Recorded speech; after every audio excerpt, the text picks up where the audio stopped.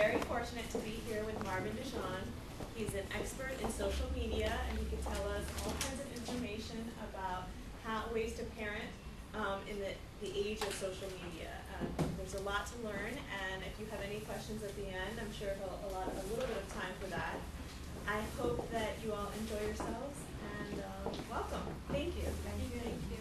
Thank you. Thank you very much. As Amy said, my name is Marvin. So I'd like to say that I've been in studying or really been involved in social media for the past 3 or 4 years, and really not only understanding how the rise of this new level of communication has taken us by storm, but also how it's been implemented in the world of business, in our social lives, in our day-to-day lives, and now in our kids' lives. And I've been sort of studying this transition and this level of communication that's been happening very fast and very furious. And today I'm going to kind of share with you some statistics, some of them very, very interesting, others pretty alarming, which is why it's important for us to kind of, as parents or as potential parents, to kind of know what's kind of going on out there, because a lot of us are in the dark. And the reason that we're in the dark is, number one, is that this media is moving faster than the speed of light. You blink your eye and it's changed. So it's kind of like your computer nowadays. If you go out to Office Depot or whatever and you buy a laptop, probably by the time you get home it's obsolete.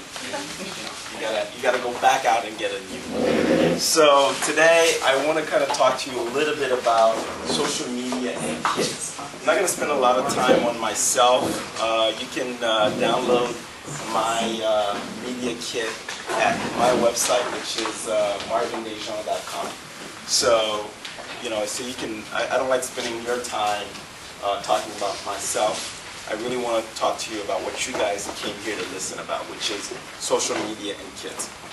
So before I get started, I kind of like to take polls and kind of really interact with my audience. So rule number 1 about this 1-hour luncheon is that I refuse to be up here talking to myself. So you guys are going to be interacting with me, right? So I like an interactive audience. I like you guys to ask questions. I like you guys to really get your time's worth out of my presentations.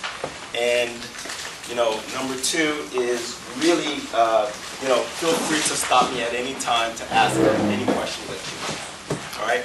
So I'm going to start by asking some questions. Right. So show me through a raise of hands right now. How many of you in this room have children?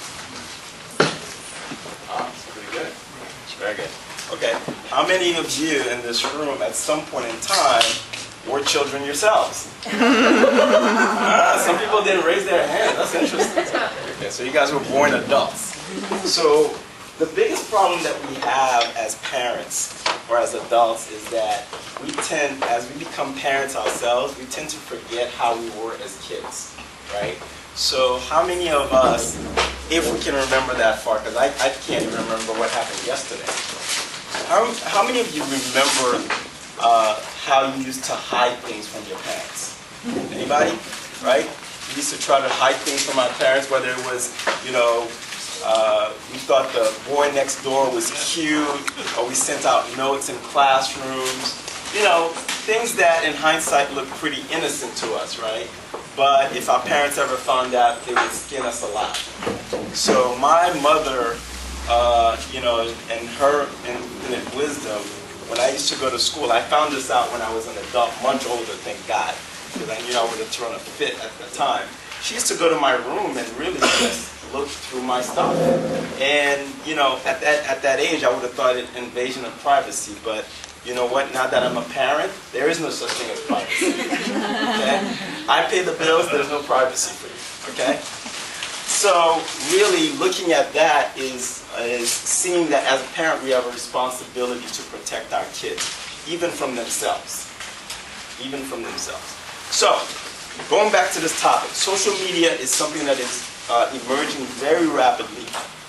And you know, as parents or as adults, this has come in our lives very fast. But for kids, even my 5-year-old, he's already using a computer. He knows what a cell phone looks like. It's a normal instrument for him. Versus for us, these are all things, when we buy a cell phone, I guarantee you're probably using only 2% of that cell phone's use, right?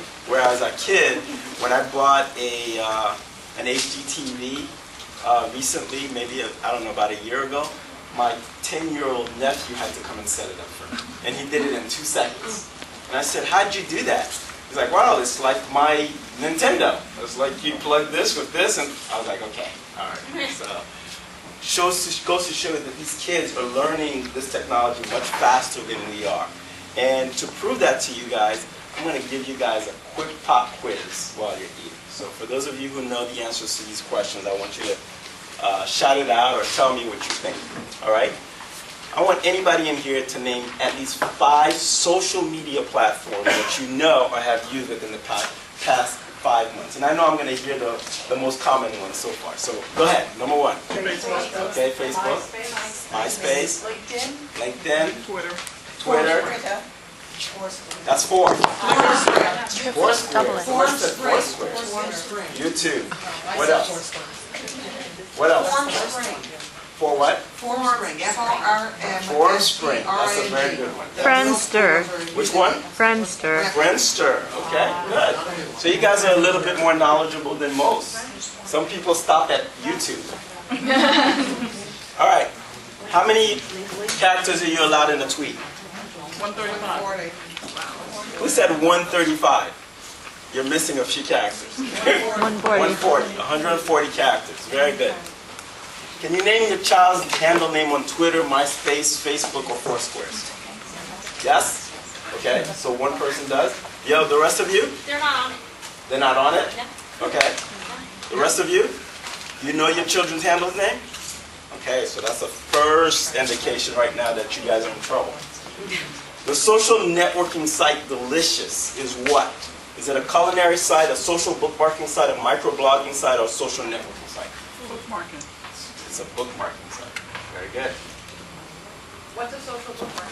A social bookmarking site is anything that you find on the internet that is of interest to you. You can bookmark it on Delicious, meaning not only will you always find it when you want it, so you tag it, other people can also see what you're tagging. So it's a reference. So it's a sort of a reference. What are hashtags? Does anybody know what hashtags are? What are hashtags? Twitter search. Twitter search characters, right? Okay, very good. Right, so you use hashtags in Twitter to help you either search or to also have a handle name, right? Okay, very good. You guys are much more adept than most people. All right, so I want to give you guys a quick definition of social media, and then we're going to get into social media and kids. Probably some of the stuff that you probably already know.